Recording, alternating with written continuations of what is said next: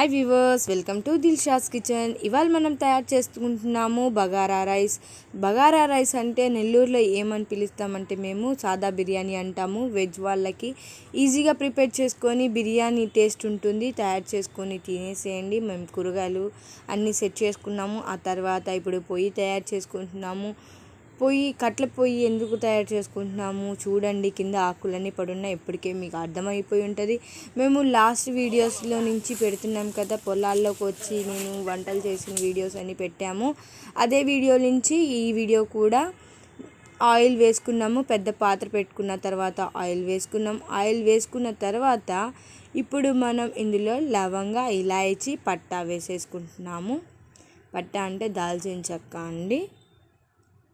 ఇది చూడండి, అది చిట్పట్లు ఆడిన తర్వాత బాగా ఆయిల్ హీట్ అయిన తర్వాతనే ఇది వేయాలి. అప్పుడే హోల్ గరం మసాలా ఫ్లేవర్స్ వస్తాయి.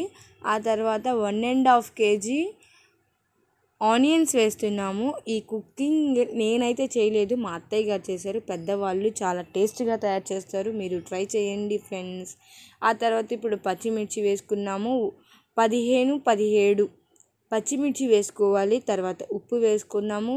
ఆ తర్వాత పుదీనా వేసేసుకున్నాము. ఇప్పుడు వీటినన్నిటిని కలిపేసుకోవాలి. ఉప్పు ఎందుకు వేసాము ఆనియన్స్లోనే అంటే ఆనియన్స్ మెత్తగా అవ్వడానికి, తొందరగా ఫ్రై అయిపోతాయి. ఆనియన్స్ అంతా మంచిగా గోల్డెన్ బ్రౌన్ వచ్చే వరకు ఫ్రై చేసుకుంటూ ఉండాలి మనం.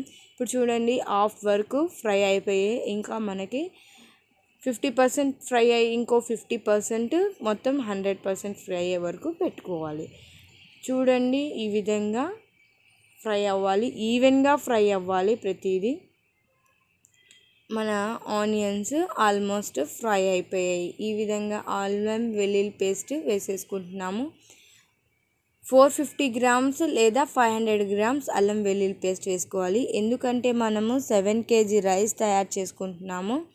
7 kg రైస్కి నేను ఇప్పుడు క్వాంటిటీస్ చెప్తున్నాను. సారీ, ఫస్ట్ చెప్పలేకపోయాను కాబట్టి ఇప్పుడు చెప్తున్నాను. ఇప్పుడు ఇందులో మనము అల్లం వెల్లుల్లి పేస్ట్ కూడా మంచిగా ఫ్రై అయిన తర్వాత గోల్డెన్ బ్రౌన్ కలర్ వచ్చే వరకు ఫ్రై చేసుకోవాలి. స్మెల్ రావాలి. ఆ స్మెల్, ఆ ఫ్లేవర్ అంతా రావాలి. ఇప్పుడు చూడండి, పొలాల లొకేషన్ అంతా మీకు చూపిస్తున్నాను.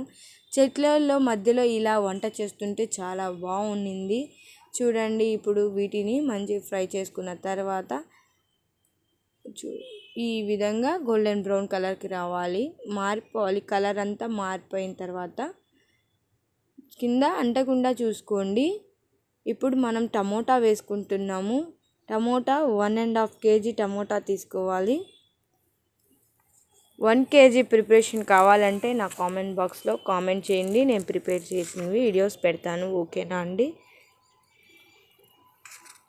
ఇది ఎక్కువగా ఎప్పుడైనా మీరు టూర్స్లోకి కానివ్వండి, ఎప్పుడైనా ఈ విధంగా పిక్నిక్స్కి వెళ్ళినప్పుడు ఇంట్లో ప్రిపేర్ చేసుకోవాలంటే ఎక్కువ క్వాంటిటీస్ ఈ వీడియో చూస్తే మీకు బాగా అర్థమవుతుంది.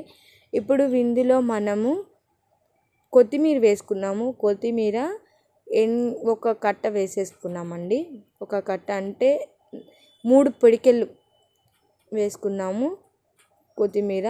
అప్పుడు మంచిగా వీటిని కూడా ఫ్రై చేసేసుకొని టమోటా మెత్తగా ఉడికే వరకు, ఫ్రై అయ్యే వరకు పెట్టేసుకోవాలి.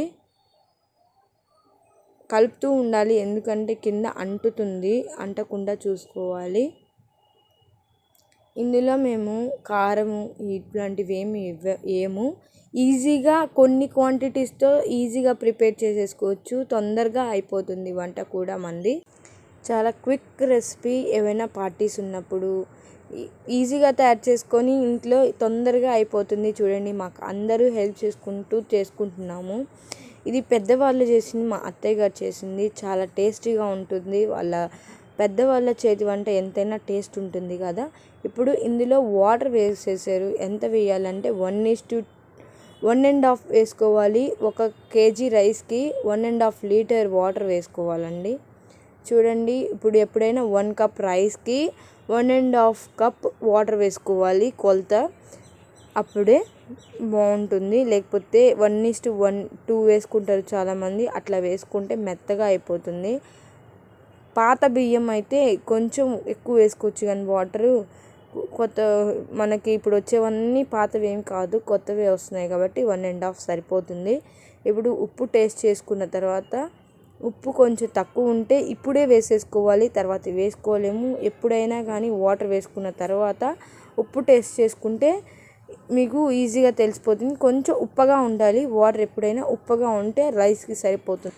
ఆ తర్వాత ఇప్పుడు మూత పెట్టేసి మంచిగా ఈ విధంగా బాయిల్ చేసుకోవాలి. మూత పెట్టిన తర్వాత ఈ విధంగా బాయిల్ అయిన తర్వాత ఓపెన్ చేయాలి మూత. ఇప్పుడు బాయిల్ అయిన వాటర్లో రైస్ వేసేసుకుంటున్నాము. సోక్ చేసి పెట్టుకున్న రైస్ ఇది, బాగా కడిగేసి సోక్ చేసి పక్కన పెట్టుకున్న రైస్ ఒక 15 minutes వరకు సోక్ చేసి పెట్టుకోవాలి. ఈ విధంగా మన రైస్ ఉడుకుతూ ఉంది చూడండి. మధ్యలో ఒకసారి మూత పెట్టేయాలండి. ఆ తర్వాత పైకి వచ్చినట్టు అనిపిస్తే రైస్ ఒక్కసారి ఈ విధంగా కలిపేసుకొని ఇప్పుడు మూత పెట్టేసి దమ్కి ఇచ్చేస్తాము. చూడండి ఎలా ఇస్తాము దమ్కి. మనకి స్టవ్ మీద అయితే లో ఫ్లేమ్ పెట్టేయాలి. కలర్ కొంచెం కలర్ఫుల్గా ఉండడానికి కొంచెం కలర్ వేసేసుకున్నాము. ఎక్కువగా వేయకండి, రెడ్గా అయిపోతుంది. కొద్దిగా కలర్ వేసుకున్న తర్వాత ఇప్పుడు మూత పెట్టేద్దాం. కలుపుకొని మూత పెట్టేద్దాం.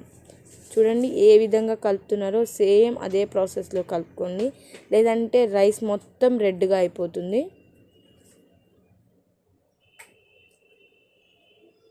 ఈ విధంగా కలిపేసుకొని ఇప్పుడు